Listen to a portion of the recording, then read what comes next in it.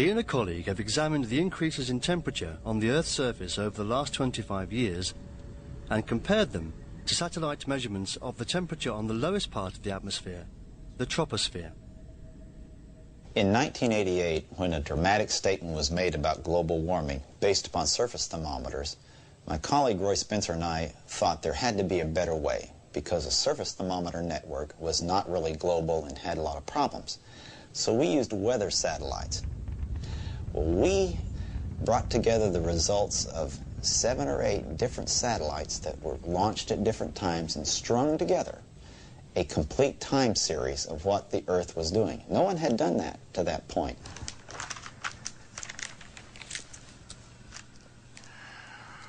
Once all of these satellites were strung together, we could then look at the temperature change over time. And the strange thing we found was that there's very little change in the global temperature.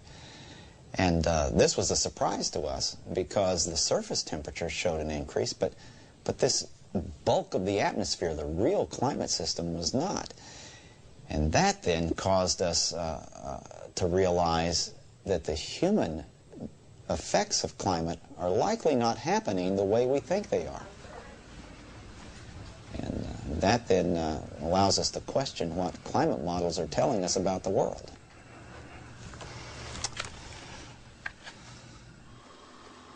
Long before satellite measurements of atmospheric temperature began, balloons were used for this purpose. Now where exactly do you want me to launch from?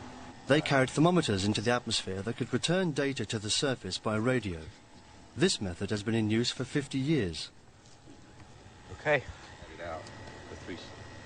When Christie compared data from the satellites and balloons, he discovered that both methods returned the same results quite independently of one another. In the last 25 years, the lowest layer of the atmosphere has hardly become warmer at all. And these two very different and independent systems are telling the same story. And that story is the mass of the atmosphere is warming at a fairly slow rate. It is not catastrophic, it is not dramatic, and it does not reflect what we find in the projections of climate models. John Christie's results caused astonishment and confusion.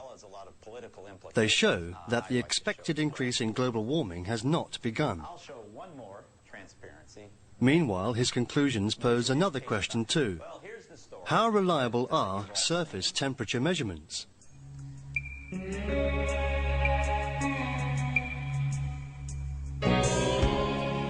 Atlanta, Georgia, a rapidly expanding city of the kind familiar almost anywhere in the modern world.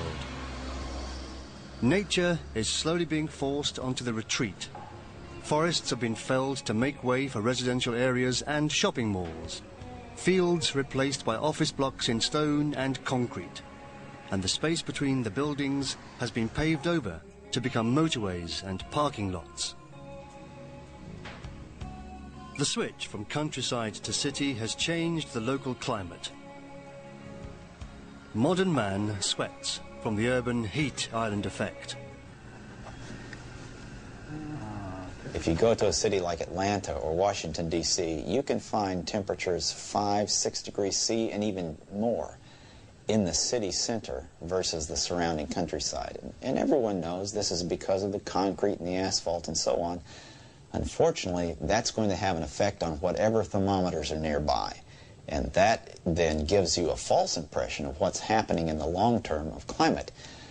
Now, it is true that the climate of those cities has warmed, but not because of greenhouse gases increasing, but because of the change in the surroundings and the building of structures.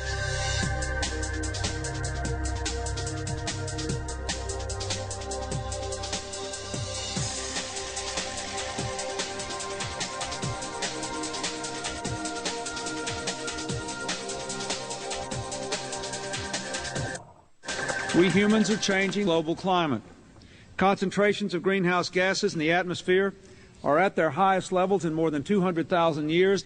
If the trend does not change, scientists expect the seas to rise 2 feet or more over the next century. Island chains such as the Maldives will disappear from the map unless we reverse the predictions. Thank you very much.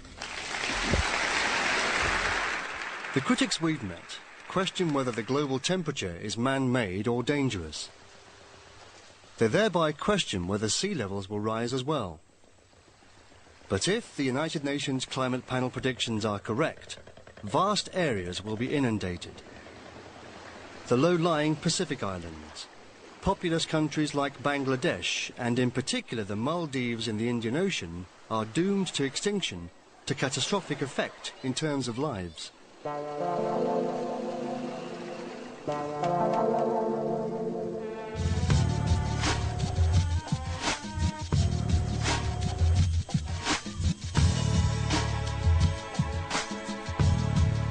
Professor Niels Axel Mørner of Stockholm University is on his way to the Maldives to conclude many years of studying sea levels around the archipelago.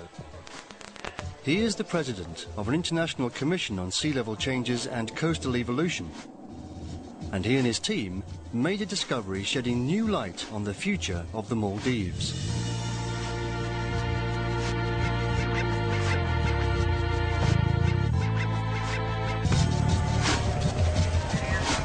I have something which sheds a completely new light on the future of sea level changes. It's a wonderful piece of evidence. It's really a skeleton which has been in Sweden for analysis, and it tells a very important secret which we will decode here in the Maldives. I became very interested in the Maldives for one simple reason, because here you can study sea level changes and the various factors which interacts to change sea level in a way which you can do in no other place on the globe.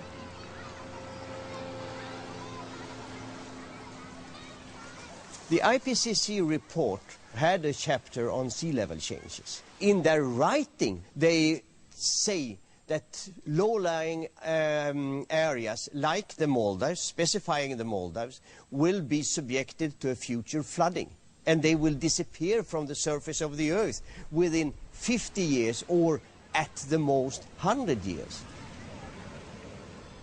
These were, so to say, the baggage I came with. And then we began our research, not knowing what I would going to find. The first thing I found was a tree in the Viligili. And then I heard from the people that this tree had been staying there in the same position for at least 50 years. This is quite a remarkable tree, because it has been in this terrible situation right out on the beach, and any little change in sea level would have wiped it out.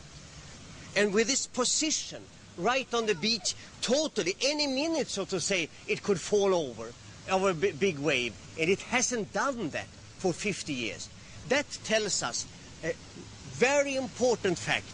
Sea level cannot be in the rising mode. It can be stable, or it could be a falling mode, but certainly not in the rising mode, because then it would have wiped out that. And that is the message of the tree.